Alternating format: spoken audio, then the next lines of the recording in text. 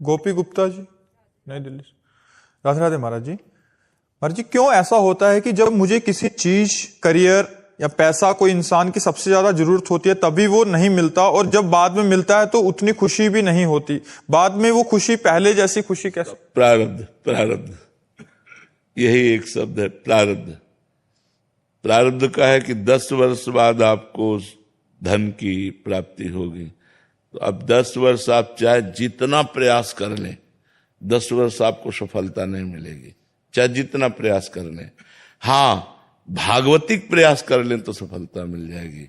भागवतिक प्रयास जैसे भगवान का नाम जप है, और भागवतिक अनुष्ठान है, गजेंद्र मोक्ष का पाठ है, बहुत से ऐसे भागवतिक अनुष्ठान है जिनके अनुष्ठान करने से हमारी विपत्ति दूर हो सकती है, हमारी समस्या का समाधान हो सकता है। लेकिन यदि हम सहज में ऐसे चल रहे हैं तो फिर 10 वर्ष के बाद यदि है तो 10 वर्ष के बाद ही मिलेगा, पहले नहीं मिलेगा। ये सब पहले से निश्चित है, पहले से प्रारब्ध निश्चित है। पुरुषार्थ के लिए तुम्हें, अब जैसे इस समय आप हैं, अब आप नाम जप कर सकते हैं, ये आपको प्रारब्ध से क्या लेना देना? तो नाम जप हम खूब डट के कर रहे तो सब वस्तुएं, सब आप जो कह रहे हैं कि जब मुझे मांग होती है तब मिलता नहीं है, जब मिलता है तब मांग नहीं होती, और हम कहते हैं जब मांग की जरूरत है आप मांगो या ना मांगो, अपने आप वो दे देगा, यदि उससे कनेक्शन बना लो तो। संबंध जोड़ो प्रभु से, प्रभु को अपना मान लो। हमने मांगा थोड़ी है, ये व्यवस्था मांगा थोड़ी कि भगवान हमको ऐसी व्यवस्था दे दो। अपने आप वो सब कर रहे हैं, उनको पता है कि अपने जन को किस समय क्या जरूरत है। मुझे लगता है भगवान की शरण में आया जाए और भगवान का नाम जप किया जाए तो प्रारब्ध हमको परास्त नहीं कर पाएगा। मतलब भगवान का भरोसा, हम तुम्हें पक्की बात कहते, भगवान का भरोसा और भगवान का आश्रय ये सब ठीक कर देगा। अगर भगवान से विमुख हो तो फिर प्रारब्ध तो फिर देख लो मिट्टिया मेट कर ही रहा है। सारे संसार को सुख दुख के चक्र में फंसाकर समय को नष्ट कर रहा है। मृत्यु नजदीक आ जाती है, दुर्लभ मानव शरीर छूट जाता है, फिर अन्य योनियों में हम भटकते रहते हैं। हमें न भजन करने का अधिकार मिलता है, न क्रियमाण कर्म करने का अधिकार मिलता है, केवल भोग भोगते रहते हैं। जी। प्रेमिला जी, नोएडा से। श्री हरिवंश महाराज जी, गुरुदेव भगवान, मेरे अंदर की कमियां मुझे आईने की तरह साफ साफ दिखाई देती हैं। जब क्रिया हो जाती है तब अंदर बहुत ग्लानि जलन होती है। प्रभु, मैं चाहकर भी इन कमियों को दूर नहीं कर पा रही। गुरुदेव भगवान, ऐसे में कैसे? हाँ, भगवान से प्रार्थना कीजिए। कुछ कमियां ऐसी होती हैं, हम ये गलत कहते हैं कि हम चाह कर भी नहीं छोड़ पाते। हमारी सुख बुद्धि होती उन कमियों में। जो भी कमी होती है जिसे हम छोड़ना चाहते हैं और हम भूल से कह रहे हैं कि हमारी चाह है ये छूट जाए, पर छूटती नहीं है, ये भूल से कह रहे हैं, सही नहीं कह रहे। अगर सही कहें तो हमारी उससे सुख बुद्धि नष्ट हो जाए। जो पदार्थ है, जो वस्तु है, जो व्यक्ति है, जहां हमसे गलती हो रही है उसमें हमारी सुख बुद्धि होती है। तो यद्यपि एक मन से हम चाहते हैं कि हमसे कभी ना हो, लेकिन सुख बुद्धि होने के कारण हमसे वो गलती हो जाती है।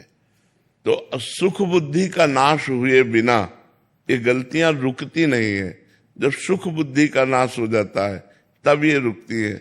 सुख बुद्धि के लिए ज्ञान की जरूरत है, ज्ञान ही वैराग्य दिलाएगा, और ज्ञान के लिए भजन की जरूरत है। सत्संग सुनो और खूब भजन करो डटकर। बिना भजन के अध्यात्म का कुछ नहीं जान पाओगे। जो भजन करते हैं वही अध्यात्म को समझ पाएंगे, बिना भजन के अध्यात्म को नहीं समझ पाओगे। तो जो हमारे अंदर गलतियां हैं वो सुख बुद्धि के कारण, जैसे किसी नशे में सुख बुद्धि, किसी शरीर में सुख बुद्धि, किसी पदार्थ में सुख बुद्धि, यही हमारी गलतियां होती हैं। तो उधर हम चाहते हैं कि यार गलत है, नहीं करना चाहिए, पर मन में कि सुख मिलेगा। जहां ये बात बैठ गई कि सुख मिलेगा तो ना चाहते हुए भी हमको बरबस करना पड़ेगा, क्योंकि सुख बुद्धि वहां हमारी है। तो जब ज्ञान हो जाए तो सुख बुद्धि नष्ट हो जाए। देखो, जब ज्ञान हो जाता है तो घृणा हो जाती है अंदर से, वैराग्य ना। जैसे उल्टी है ना, बमन, बमन कोई खाना चाहेगा क्या?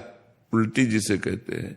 ऐसे ही कोई गंदे भोगों को नहीं भोगने की इच्छा होती जब भगवान के द्वारा ज्ञान प्राप्त हो जाता है। रमा विलास राम अनुरागी तजत बमन जिम जन बड़भागी। वो बड़भागी जन समस्त संसार के भोग विलास को वमन की भांति त्याग देते हैं। हम कहते हैं भोगों को धर्म युक्त भोगो, धर्म से कमाए हुए धन से विषयों का सेवन करो, अपने पति से अनुराग करो, वही तुम्हें परमार्थ पथ पे खड़ा कर देगा। अब पर पुरुष से या पर स्त्री से और बेईमानी का धन और मनमानी आचरण, तब तो नरक जाना पड़ेगा, फिर दुर्गति होगी।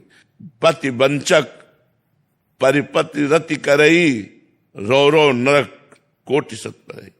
वो सैकड़ों वर्षों तक, कल्पों तक वो रो नरक को भोगती है।